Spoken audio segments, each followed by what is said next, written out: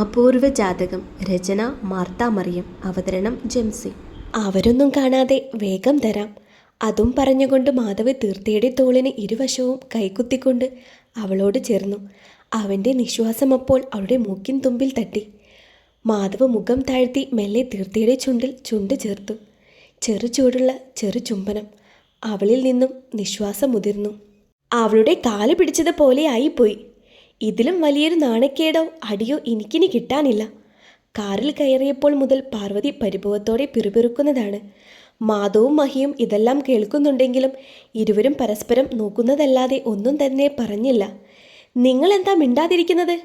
നാണക്കേട് വന്നപ്പോൾ എനിക്ക് മാത്രം. എല്ലാം എൻ്റെ കുറ്റം മാത്രം. അവളുടെ മുൻപിൽ എന്നെ തലകുനിപ്പിച്ചപ്പോൾ മഹിയേട്ടന് പൂർത്തിയായല്ലോ. പാർവതി മഹിക്ക് നേരെ ചാടി. ഇവിടെ എന്താണ് പാർവതി തെറ്റുണ്ടായത്? നിനക്ക് നാണക്കേട് വന്നെന്ന് പറയുന്നുണ്ടല്ലോ, അതിനെന്താണ് കാരണം? നമ്മുടെ മോൻ്റെ ജീവിതത്തിന് വേണ്ടി നമ്മളല്ലാതെ വേറെ ആരാണ് വിട്ടുവീഴ്ച ചെയ്യുന്നത്? നമുക്ക് നമ്മളുടെ അന്തസ്സിനേക്കാളും അഭിമാനത്തിനേക്കാളും വലുത് അവൻ സന്തോഷത്തോടെ ജീവിക്കണമെന്നല്ലേ? അതിന് കുറച്ചൊക്കെ വിട്ടുവീഴ്ച ചെയ്തതുകൊണ്ട് എന്താ പ്രശ്നം? അവസാനം സഹിക്കെട്ട് മഹി ചോദിച്ചു. ഇല്ല, ഒരു കുഴപ്പവുമില്ല.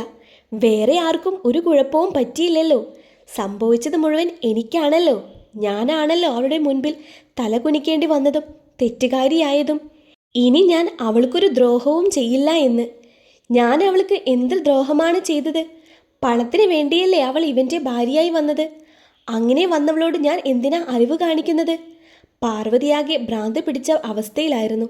അവരുടെ ജീവിതത്തിൽ ആദ്യമായിട്ടാണ് ഒരാളോട് ക്ഷമ ചോദിക്കുന്നതും ഒരാളുടെ മുൻപിൽ തലകുനിക്കേണ്ടി വന്നതും. അവൾക്കത് ഉൾക്കൊള്ളാൻ വളരെ പ്രയാസമായിരുന്നു. ഇതെല്ലാം കേട്ടിട്ട് മാധവനാകെ അസ്വസ്ഥത തോന്നി.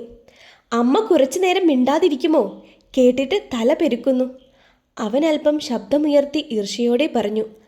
അതേടാ, നിനക്കിപ്പോൾ എൻ്റെ ശബ്ദം സ്വൈര്യക്കേടായിരിക്കും. നിനക്ക് അവൾ തിരിച്ചു വരാൻ പോവുകയാണല്ലോ. നിനക്ക് വലുത് അതാണല്ലോ. അല്ലാതെ അമ്മയുടെ വിഷമമോ സങ്കടമോ ഒന്നും നിനക്കറിയണ്ടല്ലോ. പാർവതി മാധവിന് നേരെ തിരിഞ്ഞു. അമ്മ ഇത് എന്തൊക്കെയായി പറയുന്നത് എന്നുള്ള ബോധം അമ്മയ്ക്കുണ്ടോ?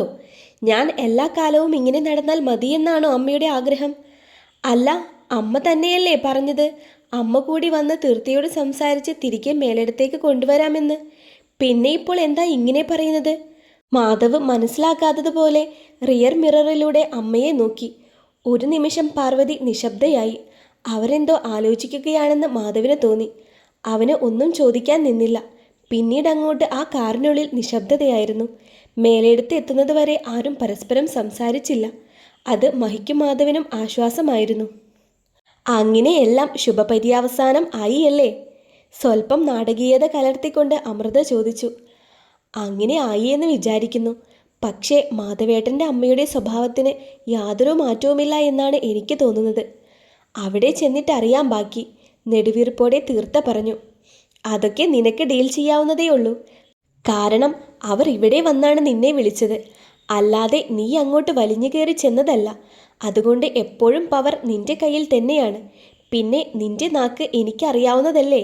നന്നായിട്ടൊന്ന് എടുത്ത് പ്രയോഗിച്ചാൽ മതി. മാധവിൻ്റെ അമ്മയല്ല, അമ്മൂമ്മ വരെ നീ വരച്ച വരയിൽ നിൽക്കും. ചിരിയോടെ തീർത്ഥയുടെ തോളിൽ തട്ടിക്കൊണ്ട് അമൃത പറഞ്ഞു. അത് കേട്ട് അവളും ഒന്ന് ചിരിച്ചു. അപ്പോൾ നമ്മൾ എപ്പോഴാ മാധവേട്ടൻ്റെ വീട്ടിലേക്ക് പോകുന്നത് ഓപ്പേ? അവരുടെ സംസാരം ശ്രദ്ധിച്ചുകൊണ്ട് ഹോംവർക്ക് ചെയ്യുകയായിരുന്ന ശിവു ചോദിച്ചു. നിന്റെ ശ്രദ്ധ ബുക്കിലാണോ അതോ ഇവിടെയാണോ? കണ്ണു കൂർപ്പിച്ചുകൊണ്ട് തീർത്ത ചോദിച്ചു. എപ്പോഴാ നമ്മൾ അങ്ങോട്ട് പോകുന്നത്? അതൊന്ന് പറ. പെൻസിലിൻ്റെ തുമ്പ് കടിച്ചുകൊണ്ട് ശിവു വീണ്ടും ചോദിച്ചു. അതൊക്കെ പോകാം. ഇപ്പോൾ നാളെ സ്കൂളിൽ പോകാനുള്ള കാര്യങ്ങൾ ചെയ്യേ. ബാക്കിയൊക്കെ നമുക്ക് പിന്നീട് ആലോചിക്കാം. അതും പറഞ്ഞുകൊണ്ട് തീർത്ത അവൾ എഴുതിക്കൊണ്ടിരുന്ന ബുക്കെടുത്ത് വായിച്ചു നോക്കി. ഇതൊക്കെ തെറ്റാണല്ലോ. അതെങ്ങനെയാ? കണ്ണ് എവിടെയാണെങ്കിലും ചെവി ഇവിടെയല്ലേ? അവൾ ശിവുവിൻ്റെ കയ്യിൽ നിന്ന് പെൻസിൽ വാങ്ങി തെറ്റിയ ഭാഗങ്ങൾ തിരുത്തി എഴുതി കൊടുത്തു. നമുക്ക് പിന്നെ സംസാരിക്കാം അമൃത. അല്ലെങ്കിൽ ഇവളുടെ ചെവി ഇവിടെയാണെന്ന് എഴുതുന്നത് മുഴുവൻ തെറ്റിക്കും. ശബ്ദം താഴ്ത്തി അമൃതയോട് പറഞ്ഞു. ശരിയെന്നാ, ഞാൻ രാത്രി വരാം. തിണ്ണയിൽ നിന്നും എഴുന്നേറ്റ് അമൃത തൻ്റെ വീട്ടിലേക്ക് നടന്നു. നമ്മൾ അടുത്ത് തന്നെ അങ്ങോട്ട് പോകുമോ? വീണ്ടും ശിവു ആകാംക്ഷയോടെ ആ ചോദ്യം തന്നെ ആവർത്തിച്ചു കൊണ്ടിരുന്നു. പോകാം, നീ ആദ്യം ഇത് പഠിക്ക്. അവളുടെ മുടിയിൽ തഴുകിക്കൊണ്ട് തീർത്ത പറഞ്ഞു. എനിക്ക് മാധവേട്ടനെ കാണണമെന്നുണ്ടായിരുന്നു. പക്ഷേ ആ അമ്മ ഉള്ളതുകൊണ്ടാണ് ഞാൻ പുറത്തേക്ക് വരാതിരുന്നത്. മാധവേട്ടൻ എന്നെ അന്വേഷിച്ചായിരുന്നോ? എഴുതുന്നതിനിടയിൽ ശിവു ചോദിച്ചു. അന്വേഷിച്ചു. കാണണമെന്ന് പറഞ്ഞതാ. പിന്നെ ആ അമ്മ ഉള്ളതുകൊണ്ട് ഞാൻ പിന്നെ വിളിക്കാതിരുന്നത്. കുഞ്ഞിൻ്റെ താടിത്തുമ്പിൽ പിടിച്ചുകൊണ്ട് അവൾ പറഞ്ഞു. എന്തായാലും നമ്മളിനി അങ്ങോട്ടാണല്ലോ പോകുന്നത്.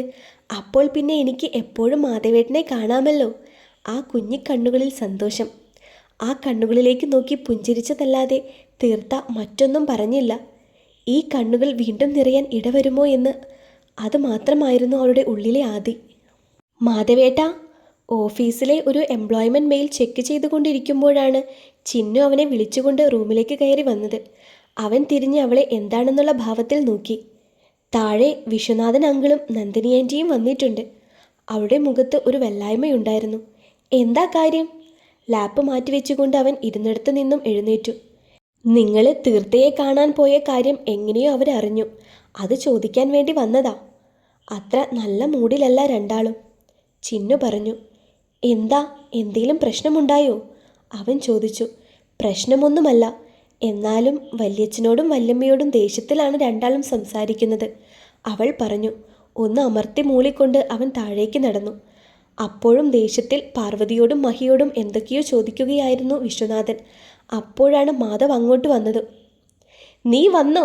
എൻ്റെ മോളെ ചാവാൻ കാത്തിരിക്കുകയായിരുന്നു മറ്റവളെ ഇങ്ങോട്ട് കൂട്ടിക്കൊണ്ടുവരാനായിട്ട്. മാധവനെ കണ്ടപാടെ ദേഷ്യത്തോടെ വിശ്വനാഥൻ ചോദിച്ചു. മാധവ് ഒരു നിമിഷം നിന്നു. അങ്കിൾ എന്താ ഇങ്ങനെയൊക്കെ പറയുന്നത്? വളരെ സൗമ്യമായിരുന്നു അവൻ്റെ ആ ചോദ്യം. പിന്നെ ഞങ്ങൾ എന്താ പറയേണ്ടത്? ഇപ്പോൾ എൻ്റെ സംശയം അവളെ കൂട്ടിക്കൊണ്ടുവരാൻ നിങ്ങളെല്ലാവരും എൻ്റെ മോളെ കൊന്നതാണോ എന്നാണ്. അയാളുടെ ശബ്ദത്തിൽ ഇടർച്ച ബാധിച്ചു.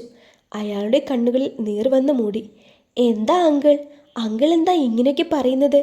ഞെട്ടലോടെ മാധവ് ചോദിച്ചു. എൻ്റെ മോൾക്ക് നീ ജീവനായിരുന്നില്ലേ? നിനക്ക് വേണ്ടിയല്ലേ അവൾ അവളുടെ ജീവിതം തന്നെ വേണ്ടെന്ന് വെച്ചത്? പിന്നെ ജീവനും. അവളുടെ ആണ്ട് കഴിയുന്നത് വരെയെങ്കിലും നിനക്കൊന്ന് കാത്തു നിൽക്കാമായിരുന്നില്ലേ? ആ പെണ്ണ് ഇവിടെ കാലുകുത്തിയാൽ എൻ്റെ മോളുടെ ആത്മാവ് എത്രത്തോളം വേദനിക്കുമെന്ന് നിനക്കറിയാമോ? ഗതി കിട്ടാതെ അവളുടെ ആത്മാവലയും. അത്രയും ദ്രോഹം ചെയ്യണോ? അയാളുടെ കണ്ണുകൾ നിറഞ്ഞൊഴുകി. നെഞ്ചു വേദനിക്കുന്നത് പോലെ അയാൾ ഇടം നെഞ്ചിൽ അമർത്തി പിടിച്ചു.